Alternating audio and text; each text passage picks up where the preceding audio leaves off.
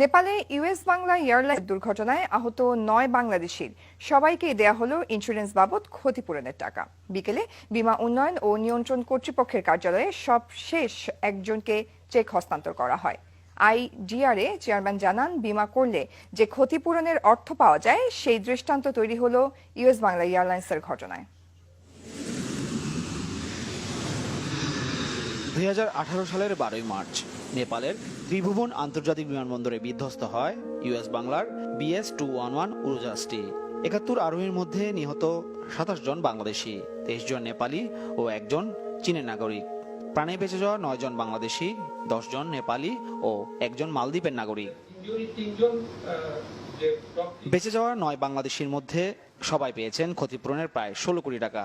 বৃহস্পতিবার সবশেষ 4 কোটি 15 লাখ টাকা পেলেন ডক্টর রেজাউলুল হক। এই 9 জনের মধ্যে সর্বনিম্ন ইনজুরি যার সবচেয়ে কম ছিল উনি পেয়েছেন 14 লাখ টাকার উপরে। সর্বোচ্চ যিনি পেয়েছেন ভদ্র মহিলা একজন, উনি পেয়েছেন 4 কোটি 78 লাখ টাকা। 4 কোটির উপরে পেয়েছেন 3 জন, আর বাকিরা সবাই বললাম যে 15 লাখ থেকে শুরু করে এর মধ্যে। মারা যাওয়া 27 বাংলাদেশির মধ্যে 25 জনে পেয়েছেন ইন্স্যুরেন্সের ক্ষতিপূরণের টাকা।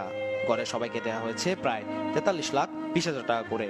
বটম অব দি পিরামিড যে পিপল গ্রুপ আছে তাদের কাছ পর্যন্ত এইটা মেসেজটা পৌঁছাতে এখনো পাচ্ছি না।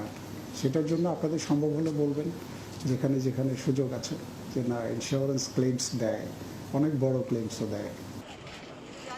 নেপাল ও বাংলাদেশি নিহতদের এখনো যারা ক্ষতিপূরণের টাকা পাননি তাদের অপেক্ষা করতে হবে মামলা নিষ্পত্তি না হওয়া পর্যন্ত।